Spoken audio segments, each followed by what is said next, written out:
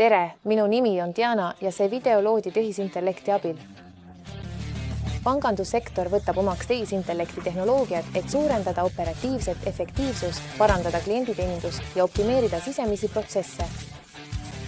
Tehisintellekti võimega analüüsida tohutul hulgal andmeid võimaldab see paremaid krediidihinnanguid, reaalajas pettuste avastamist ja isikupärastatud finantstooteid, tagades klientidele turvalisemad ja kiiremad tehingud.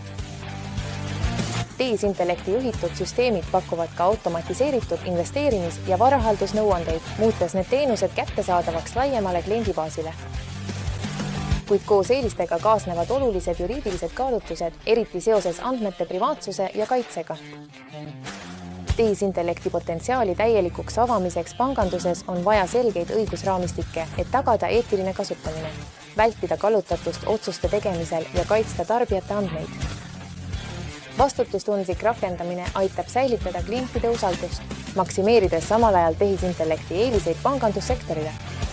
Võtke ühendust Crowdie, aiga kuulda rohkem võimalustes.